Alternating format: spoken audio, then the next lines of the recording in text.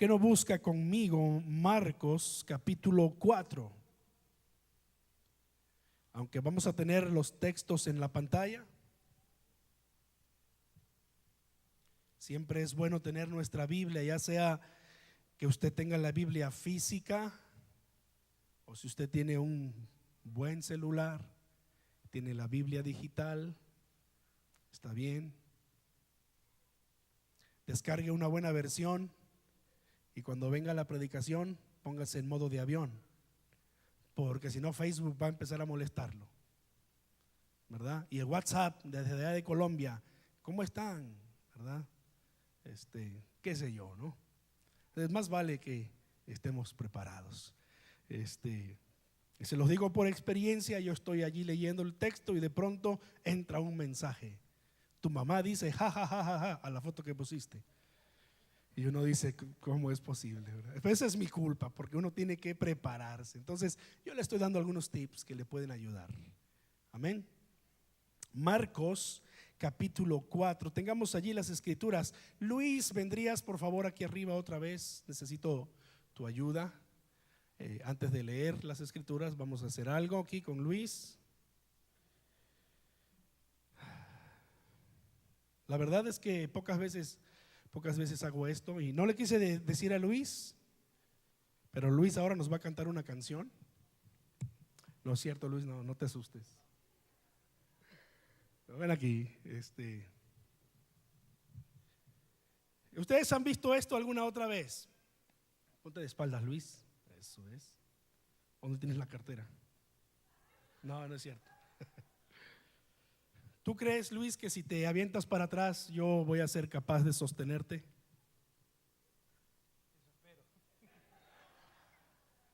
Su respuesta no me alienta. Vamos a hacer una prueba, Luis. ¿Listo? Ok. 1, 2, 3. Espera. Estoy viendo la confianza de Luis. Ahora sí, a ver. 1, 2, 3.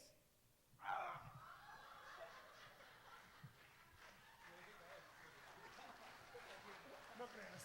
Espérate, no te vayas. Este hombre está pesado. Pero no se lastimó, ¿no? Se cayó, pero no se lastimó. Gracias a Dios que Dios no es como yo. Dios te sostiene con su diestra, ¿verdad? Ahora, ponte aquí, Luis, por favor.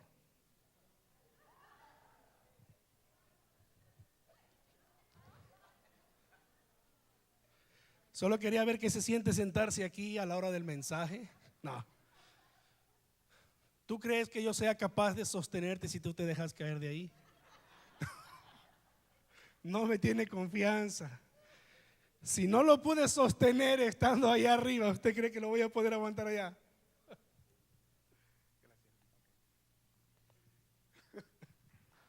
Sí, denle un aplauso a Luis. Muy bien.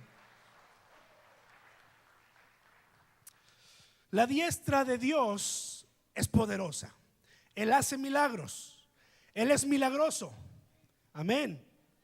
¿Usted lo ha comprobado? ¿Cuántos pueden decir: yo personalmente he comprobado que Dios es milagroso? ¿Sí? Muy bien, muy bien. Aquellos que todavía no han visto lo que Dios hace con los milagros, pues no es que, no les estoy diciendo que empiecen a buscarlos, ¿verdad? Pero lo que sí les quiero decir es que abran sus ojos espirituales y su corazón, porque Dios sigue obrando milagros en este tiempo. Solamente que muchas veces no los vemos, solamente que muchas veces no los apreciamos o no los consideramos como un milagro, pero Dios sigue obrándolos.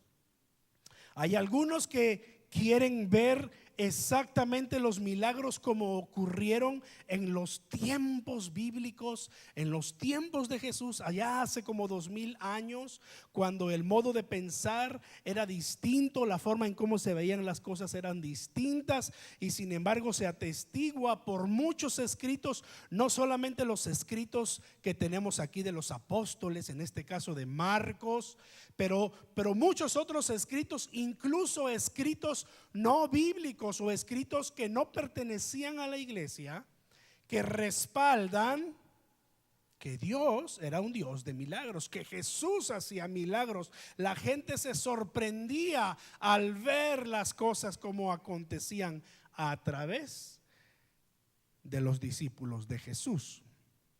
Así que yo les voy a invitar a que vayamos a Marcos capítulo 4 y leamos esa última parte donde Jesús calma la tempestad. Una de las muchas veces que Jesús calmó una tempestad y demostró que Él es Señor de la creación. ¿Está listo? Muy bien, dice: ese día al anochecer le dijo a sus discípulos: crucemos al otro lado. Dejaron a la multitud y se fueron con él en la barca donde estaba. También lo acompañaban otras barcas. Se desató entonces una fuerte tormenta y las olas azotaban la barca tanto que ya comenzaba a hundirse. Jesús, mientras tanto, estaba en la popa durmiendo sobre un cabezal. Ya lo había leído antes, ¿verdad? ¿Cuántos sabían que Jesús dormía normalmente? Y se tomaba siestas también. Como yo quiero ser como Él, mi siesta no falta. Cuando puedo. Entonces Jesús estaba durmiendo, así que los discípulos lo despertaron. ¡Maestro!, gritaron. Aquí solamente hay una voz: ¡Maestro! Pero yo me imagino el ruido que había allí con 12 personas en la barca. Mínimo 3 o 4 de ellos gritando: ¡ah, maestro! Porque así es lo que dice la escritura. Gritaron: maestro, ¿no te importa? ¿No te importa que nos ahoguemos? Cuando uno lee con calma este versículo y compara incluso otras versiones antiguas de la escritura, uno descubre que el pedido de los discípulos no fue como aquel que se acerca ante su Señor con sumo respeto y le dice: oh maestro, mira que estamos en peligro, ¿te importa si nos ayudas? No. Pero la escritura, en sus escritos más antiguos, en sus originales, lo que nos sugiere es que los discípulos están regañando a Jesús porque hay una tormenta, porque casi se ahogan y Jesús está, ¿qué? Durmiendo una siesta. Tremendo, ¿no? Maestro, ¿no te importa que nos ahoguemos? Él se levantó, reprendió al viento y ordenó al mar: silencio, cálmate. El viento se calmó y todo quedó completamente tranquilo. ¿Por qué tienen tanto miedo?, le dijo a sus discípulos. ¿Todavía no tienen fe? Es que ellos estaban espantados y se decían unos a otros: ¿quién es este? Que aún el viento y el mar le obedecen. ¿Quién es este? Él es Jesús, nuestro milagroso Señor, del que estamos predicando en esta tarde. Bien, tenemos aquí a los discípulos. Se embarcaron con Jesús para cruzar al otro lado. Jesús Estaba cansado y quería dormir una siesta y se recostó en la popa. Mientras tanto se desató la tormenta. Los discípulos empezaron a desesperarse y aquí cabe la pregunta, y vale la pena que nosotros nos detengamos a reflexionar. ¿Cómo es posible que de entre esos 12 hombres había por lo menos 4 experimentados pescadores? ¿Sí recuerda que Jesús tenía discípulos que eran pescadores? En aquella ocasión que me tocó predicar con ustedes hace unas semanas, hablamos acerca de la pesca milagrosa, esa vez que no habían pescado nada y Jesús les dijo, bueno, vamos, echen la red, y Pedro incrédulo dijo, bueno, solo porque tú lo dices, y puf, ocurrió el milagro, ¿verdad?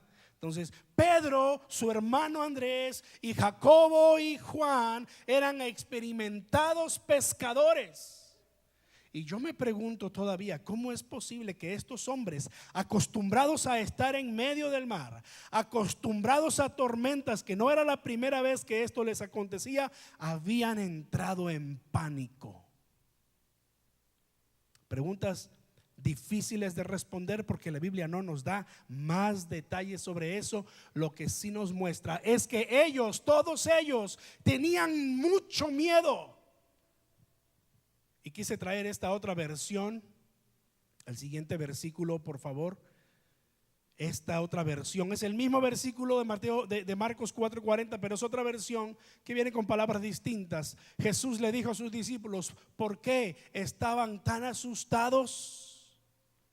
Cuando les dice, todavía no tienen fe, lo que les está preguntando es, ¿todavía no confían en mí? Y es que ellos estaban realmente asustados. Y no solo asustados, pero cuando vieron lo que pasó, estaban asombrados. ¿Cómo es? ¿Quién es este hombre que aún el viento y el mar le obedecen?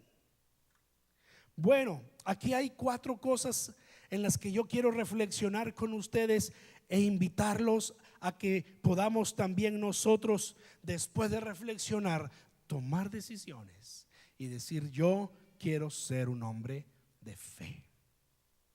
Cuando Jesús confronta a sus discípulos, y esta no fue la única vez que Jesús le llama la atención a sus discípulos acerca de su fe, de su confianza, no les estaba diciendo Jesús en realidad, ¿crees en mí? Jesús no estaba preguntándoles, ¿tú crees? ¿Crees en Dios? Porque todos esos 12 hombres creían en Dios. La pregunta real era esta: ¿todavía no confían en mí? Ahora, mire el contexto del pasaje. Es decir, venga a Marcos capítulo 4. Y como bien usted se dio cuenta, los versículos que leímos vienen hacia el final del capítulo 4, ¿verdad? Ya pasó allí, según leemos en la historia bíblica, en el capítulo 1 de Marcos, en donde Jesús se presenta y empieza a llamar a sus discípulos. Jesús empezó a realizar muchas obras milagrosas. Expulsó a un espíritu maligno, sanó a muchos enfermos, sanó a un leproso, sanó a un paralítico, transformó el corazón de un hombre que estaba apegado a las riquezas, como era Leví. Era un cobrador de impuestos, y usted sabe la fama que tenían los cobradores de impuestos, ¿verdad?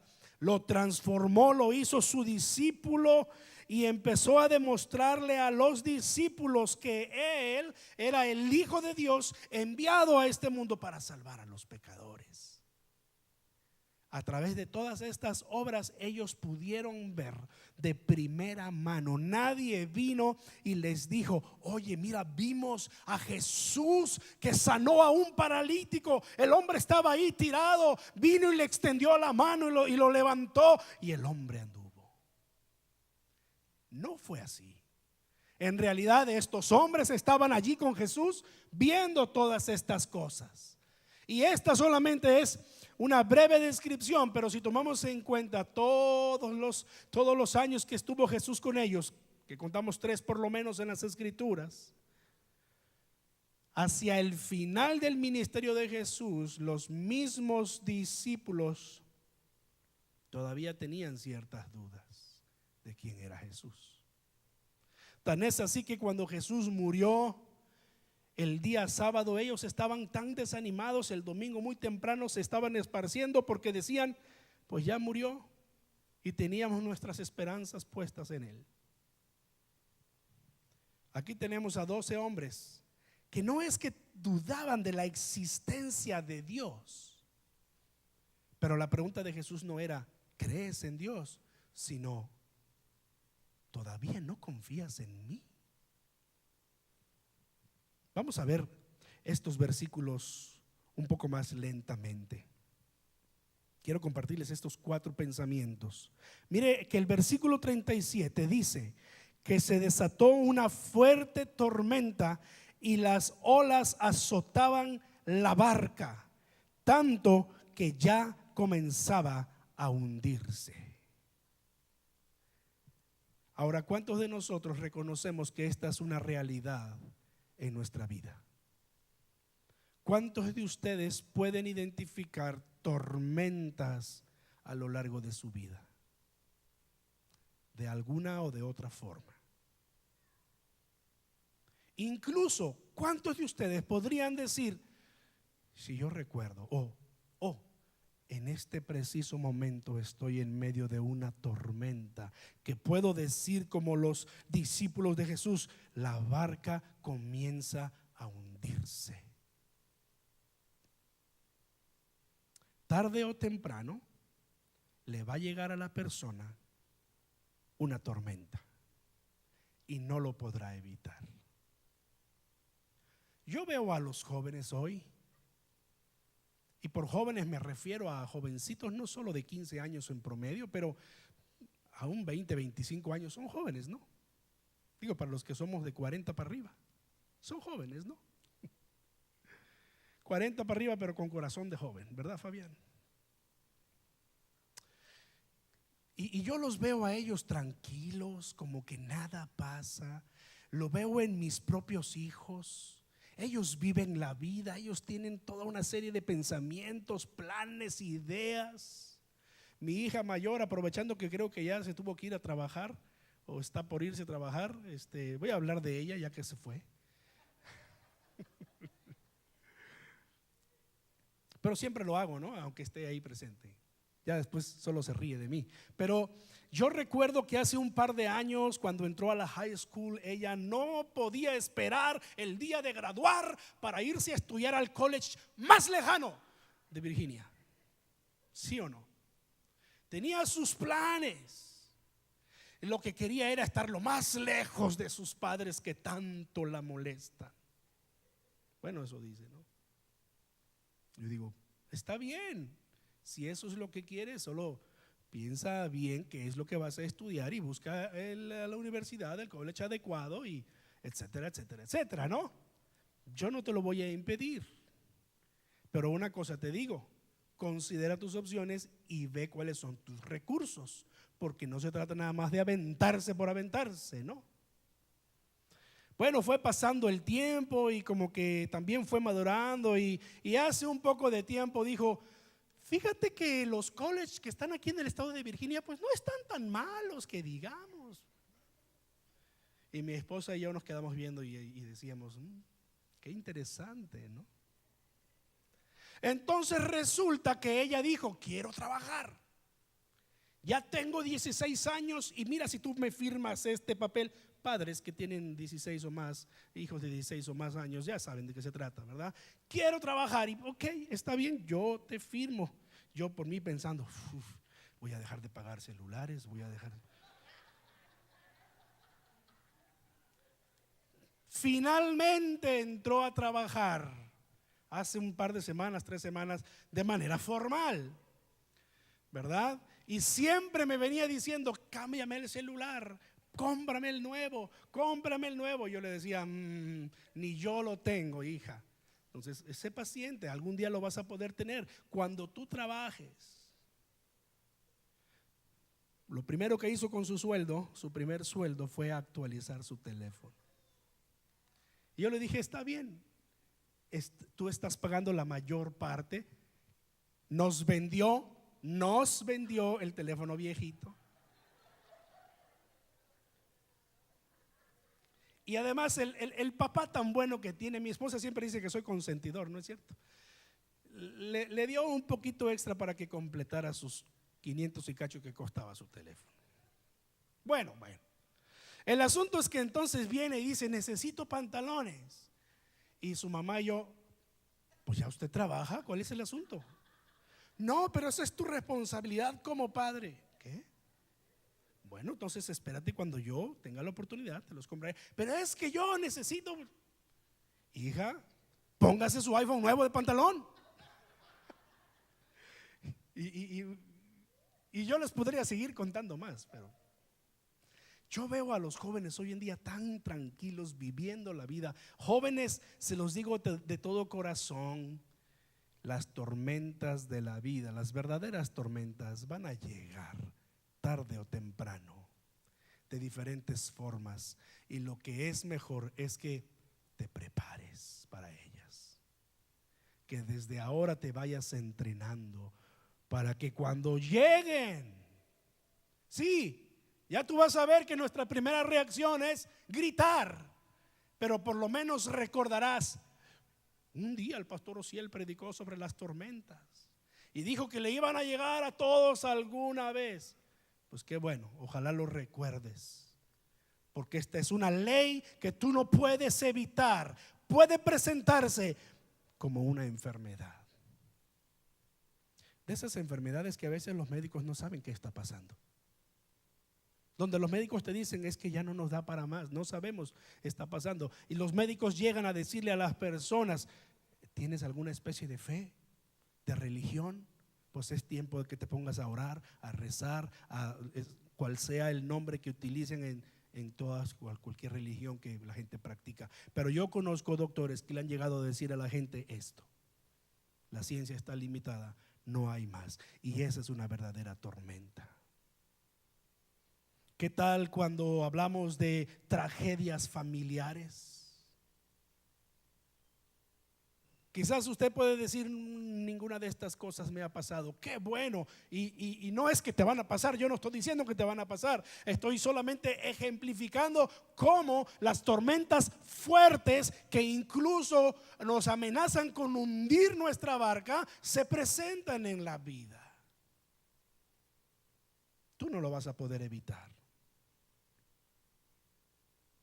Vas a enfrentar tarde o temprano alguna situación de esas que te hacen caer de rodillas y reconocer que solo hay un lugar en donde puedes encontrar refugio. ¿No es cierto? No se los deseo a nadie, pero estoy seguro que alguna vez hemos reconocido que solo hay un lugar en donde podemos encontrar descanso para nuestra alma y corazón. Así que aquí están los discípulos experimentando una fuerte tormenta, tanto que la barca ya comenzaba a hundirse. Ahora miren lo que pasa. Número 2, Jesús mientras tanto estaba en la popa durmiendo sobre un cabezal. Así que los discípulos fueron y lo despertaron. Bien, ya habíamos leído la historia, no me voy a detener en lo que estaba ocurriendo esa vez, pero sí en lo que puede significar para nosotros en este tiempo. Porque lo cierto es que la Biblia nos declara que Dios nunca duerme. La Biblia nos enseña que Dios siempre está velando por sus hijos, y yo lo creo.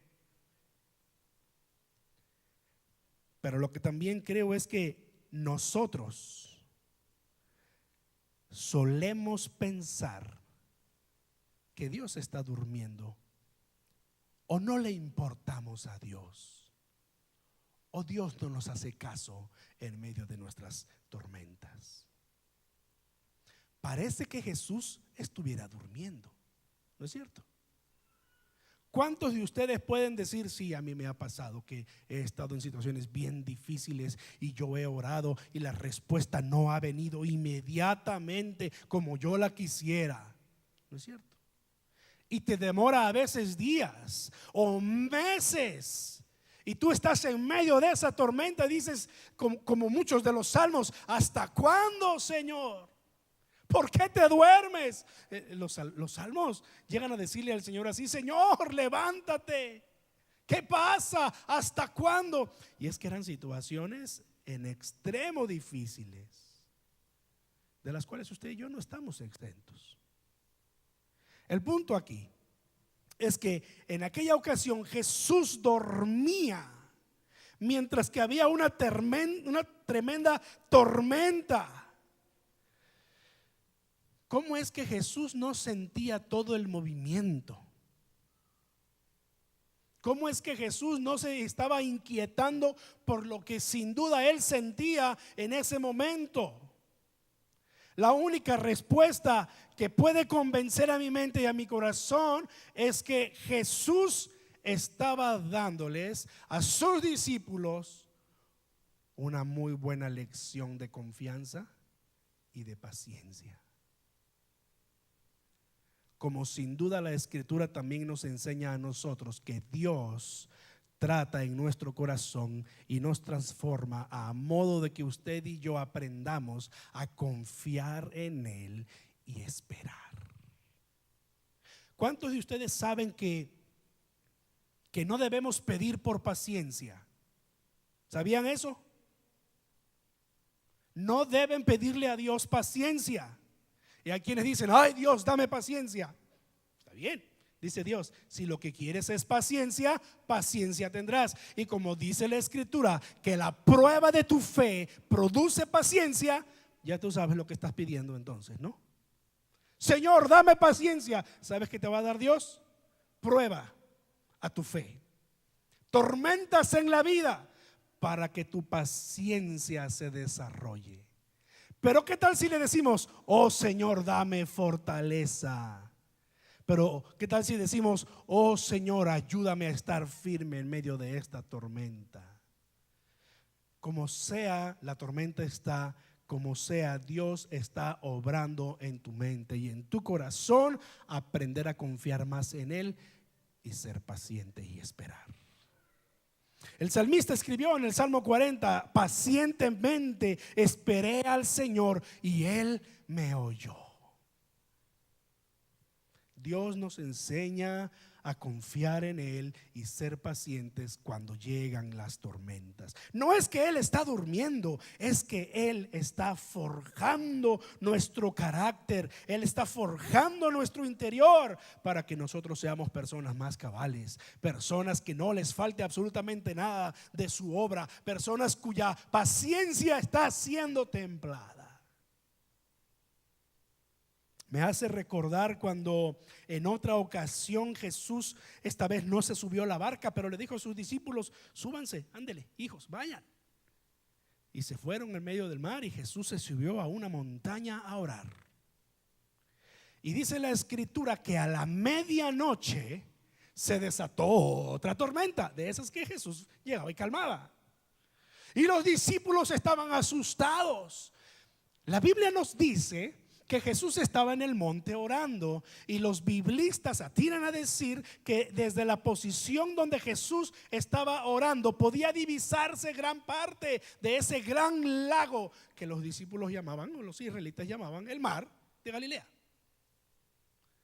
Entonces los biblistas dicen: Jesús estaba al tanto de esa tormenta y estaba viendo todo lo que estaba aconteciendo. Lo interesante de esto es que dice la Escritura que la tormenta empezó a medianoche, pero Jesús no vino a sus discípulos, según las Escrituras, sino hasta la cuarta vigilia de la noche.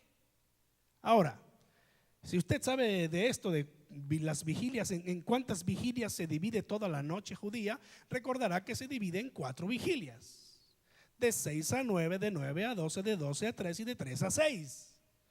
La tormenta empezó, ¿cuándo dijimos? A medianoche, dice la escritura, a medianoche, alrededor de la segunda vigilia de la noche. Pero Jesús no vino a ellos sino hasta la cuarta vigilia. Por ahí de las 5 de la mañana vino Jesús caminando sobre el mar. ¿Recuerdan ese pasaje de la escritura? ¿Qué pasó con los discípulos? Dice la escritura que tuvieron miedo. Porque pensaron, mire cómo era la forma de pensar de hace 2000 años, ¿no? Pensaron que un fantasma se les estaba apareciendo. Sí, eso dice la escritura. Usted puede ir y comprobarlo en la escritura. Jesús les habla y les dice: no teman, soy yo. Pedro entonces dijo: Señor, si eres tú, ¿se acuerdan? Manda que yo vaya a ti. Y Jesús le dijo a Pedro: Pedro, ven. Y ya ustedes saben la historia, ¿no? Pedro caminó sobre el mar. Pero ¿qué pasó a Pedro? Alguien recuérdemelo, por favor. Pero puso sus ojos ¿en dónde? En la tormenta, y comenzó a hundirse. Ahora, yo creo que esto pasó así. Yo creo que Pedro es el único ser humano que caminó sobre el mar de esta forma, por mandato de Jesús. Pero lo que también creo es que eso es una gran enseñanza para nosotros. Cuando la tormenta está a todo lo que da, y cuando parece que Jesús está durmiendo, Él está obrando en tu corazón. Te está enseñando a confiar en Él. Quizás te está dando tiempo a que tú compruebes que no hay otra forma más que confiar en Él para salir adelante. Quizás te está dando tiempo como aquella mujer que lo gastó todo en médicos, y todos los médicos le decían: no hay cura para tu mal, no hay cura, y nada más le sacaban el dinero, y no hay cura, y no hay cura, y al final fue y tocó el borde del manto de Jesús y fue sana. Quizás Dios te está dando a ti oportunidad a que tú compruebes que solamente Él es el único que puede darnos refugio en medio de la tormenta. ¿Cuánto te puede durar ese tiempo? Depende de ti. Puede ser que los discípulos estuvieron tratando de sacar el agua del bote. Pescadores experimentados, me imagino que intentaron 1,000 cosas para no hundirse. Cuando vieron que no podían, entonces fueron a despertar a Jesús. Y aquí está la tercera cosa. Maestro, le gritaron, ¿no te importa que nos ahoguemos? Ahora, esta es una respuesta natural humana. Nuestra primera reacción ante los problemas, ante las circunstancias difíciles, es asustarnos. Pero vamos a ponerle un poco más. Los discípulos estaban asustados. Jesús se los dijo: ¿por qué tienen tanto miedo? Fueron y le gritaron a Jesús: ¿no te importa que nos ahoguemos? ¿En verdad no te importa, Señor? ¿Cuántos de nosotros hemos llegado a ese punto casi de regañar a Dios, diciéndole que por qué no le importa lo que nos está pasando? ¿Cuántos de nosotros podemos o hemos llegado a ese punto de casi retar a Dios, diciéndole: ¿y no que tú eras un Dios que todo lo puede? Yo no lo sé, no los conozco, y gracias a Dios no puedo leer la mente de ustedes como para saberlo. Pero vale la pena la reflexión. En alguna medida, Dios permite nuestro reclamo. Ahora, recuerda que Jesús nos dijo: ya no los llamaré siervos, sino amigos. El siervo no sabe lo que hace su Señor, pero los he llamado amigos, porque todo lo que yo he recibido de mi Padre se los he revelado, se los he dado a conocer. Entonces hasta lo cantamos, ¿no? Amigos de Dios, eres mi amigo fiel, tu amigo soy. ¿No es cierto? Somos amigos de Dios. Por la fe Abraham fue llamado amigo de Dios. Muy bien, Dios nos llama a sus amigos. Y la reflexión que alguien hizo una vez, y me gustó su reflexión, es: ¿y un amigo no está dispuesto a escuchar tu queja? Sí. Si una vez yo hago algo que ofende a un amigo, yo estoy seguro que ese amigo, con esa confianza que tiene conmigo, va a venir y me va a reclamar, y con todo derecho. Pero supongamos que él no tiene razón, él viene y me reclama. Por la confianza que tenemos como amigos, yo no me voy a ofender, lo voy a escuchar y tendré oportunidad de aclarar las circunstancias. ¿Qué estoy diciendo? Que esta respuesta natural que solemos tener cuando estamos en medio de una tormenta, de una prueba, y cuando Dios está trabajando con nuestra fe y con nuestra impaciencia, Dios entiende tu corazón. Dios no se ofende si tú llegas con Él, con esa angustia o con ese reclamo. ¿Cuántos salmos no tenemos que hacen lo mismo? ¿Cuántos hombres no leemos en la escritura que tenían ese nivel de fe y confianza con Dios, de llegar y casi reclamarle a Dios: mira, Señor, ¿qué es lo que pasa? Y me hace recordar lo que el Salmo 103 en uno de sus versículos dice: Él conoce nuestra condición, se acuerda de que somos polvo. Salmo 103, 14. Dios nos entiende, hermanos. Así que no se preocupe si de pronto nos vemos gritoneándole a Dios. Dios tiene misericordia de nosotros. Él sabe nuestras debilidades. Él sabe que somos polvo. Él nos extiende su misericordia aún así, pero de vez en cuando nos hace la pregunta que le hizo a sus discípulos. Siguiente versículo, versículo 40. ¿Por qué tienen tanto miedo? ¿Todavía no tienen fe? ¿Todavía no confían en mí? Ya habíamos dicho al principio que aquí fe no es la fe de creer en Dios. Tú puedes creer en Dios, pero eso no determina tu confianza en Dios. Aunque la palabra viene de la misma raíz, en alguna medida aquí se trata de confiarle a lo que Dios te ha dicho y tú le creas. Fe en este versículo es confiarle a Dios y confiar en lo que Él te ha dicho y tú le creas, a modo de que tú hagas lo que Él te está pidiendo que hagas, porque tú confías en Él. Yo me imagino que Luis sabía que yo lo iba a detener aquí. Lo que no se imaginó es que me iba a caer con él.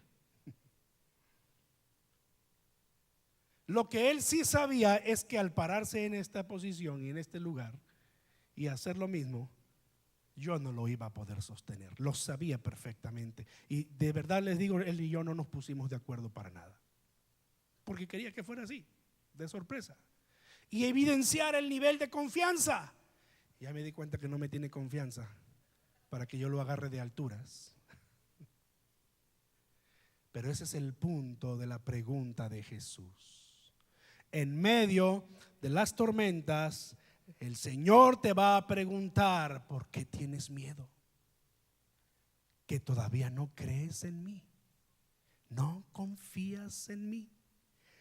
Así que yo les pregunto a ustedes hoy: ¿cuál es su nivel de confianza en Jesús? Los discípulos venían de ser testigos de muchos milagros: ciegos, paralíticos, sordos, sanados. ¿Qué pasa entonces? ¿Acaso creían que el Señor Jesús no tenía control sobre la naturaleza? Si el ser humano es parte de la naturaleza misma, teniendo poder para sanar enfermos, ¿no tendría poder para calmar una tempestad? ¿Por qué no confían en mí todavía?, les pregunta Jesús. Igual, es posible que usted y yo hemos sido testigos del poder de Dios. Hemos sido testigos de nuestro Señor milagroso, ya sea de primera mano, en experiencia propia o en la vida de los demás. Y Jesús sigue haciéndonos la misma pregunta: ¿todavía no confías en mí? Me he dado cuenta que a menudo nos ponemos en evidencia en nuestra falta de fe. Y cada uno de ustedes puede responderse a sí mismo. No lo hacemos público. No queremos pasar como un hombre de poca fe. No queremos que la gente sepa nuestra poca fe. Por eso no lo hacemos público y tratamos de quizás hasta esconderlo un poco. Pero nos damos cuenta de ello cuando no damos ese paso extra que Dios nos pide que demos. Y cada quien sabe cuál es ese pasito extra, ¿no?, que Dios te está llamando a dar. Y tú no te atreves porque por alguna razón no tienes toda la confianza, o por el temor a lo desconocido, o porque tú no quieres hacerlo, quizás por temor a que puedes perder algo que tienes y que quieres. Y Dios te dice: hijo, da ese paso, entrégamelo todo, da ese paso. Y tú dices: Ahora, no se trata de que no crees en Dios, crees en Dios, amas a Dios, pero ¿y confías en Él? Cuando no mostramos obediencia a su voluntad, en alguna forma estamos evidenciando que no estamos confiando en Dios. Se lo voy a poner de esta forma. No se ofendan. No sé el caso de ustedes. No los conozco a ese nivel de perfección. Por lo tanto, no piensen que estoy, como decimos en México, ¿no?, tirando la pedrada. Pero al que le quede el saco, pues que se lo ponga, ¿verdad? Cuando hablamos de ofrendas y diezmos en la iglesia nos incomoda, ¿sí o no? El tema del dinero no es fácil, ¿no es cierto? Personas se han ido de aquí de la iglesia, se han ido porque no les gusta que les pongan el dedo en la llaga, digo yo, tal vez, no sé. Pero cuando leemos en las escrituras acerca del diezmo y entendemos que es una práctica bíblica que no tiene nada que ver con la ley judía, porque algunos se escudan diciendo que el diezmo es una práctica de la ley, por eso ellos, como ya no viven bajo la ley sino bajo la gracia de Dios, pues ya no dan diezmo. Bueno, espérate, aún antes de la ley el diezmo ya estaba estipulado, y los patriarcas antes de la ley dieron el 10% de sus ganancias. Ahora, espérame, no quiero hablar sobre si diezmas o no, eso es asunto tuyo con Dios. De verdad te lo digo de todo corazón. El punto para mí aquí es que a algunos les cuesta dar ese paso de obediencia porque ven cuánto ganan y dicen: es tanto, me voy a desacompletar. ¿Cuántos dicen amén?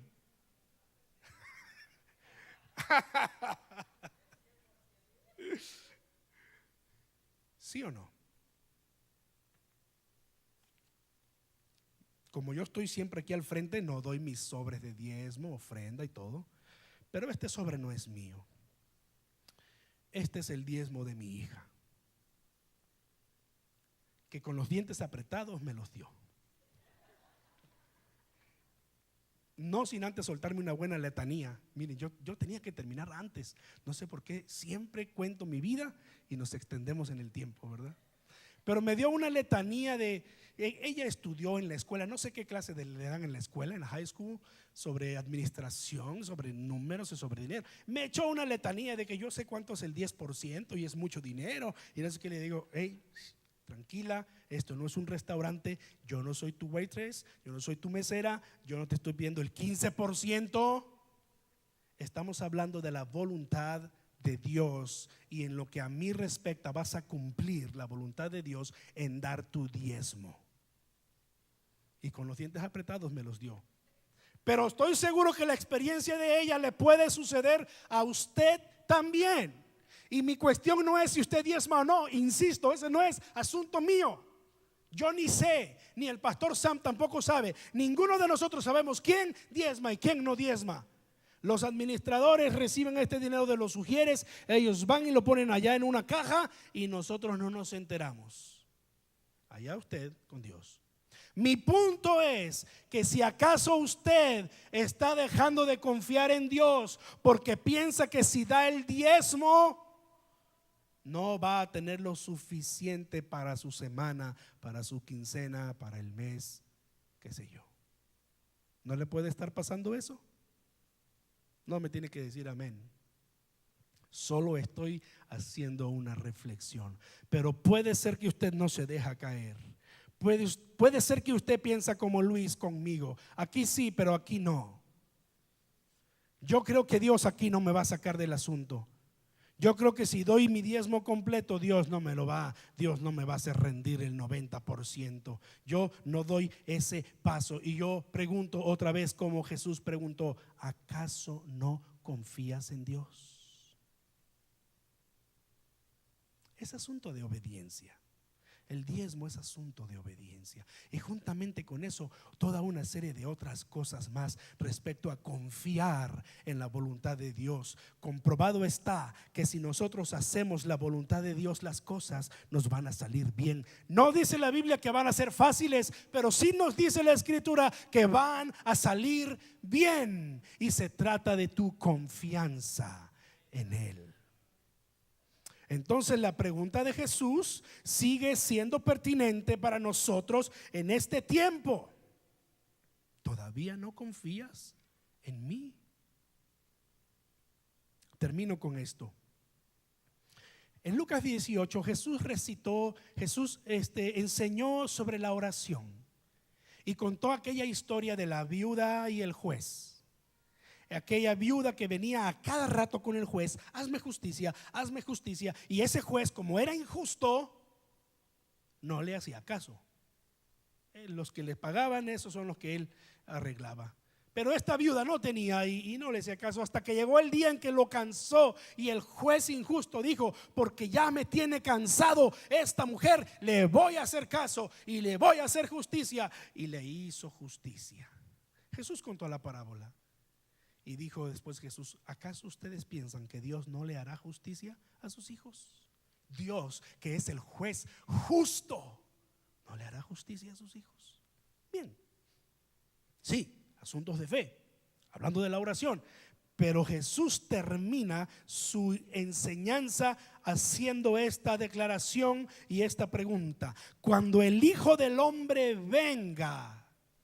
Y Jesús estaba hablando de aquel día final, cuando ya el mundo esté por terminar y Jesús venga por segunda vez por su iglesia. La pregunta fue: ¿hallará fe en la tierra? Y cuando el Hijo del Hombre venga, ¿hallará fe en tu corazón? ¿Hallará ese nivel de confianza que el Señor Jesús le dice a sus discípulos en esa ocasión de la tormenta en medio del mar? La mano de Dios, eso dice la Biblia.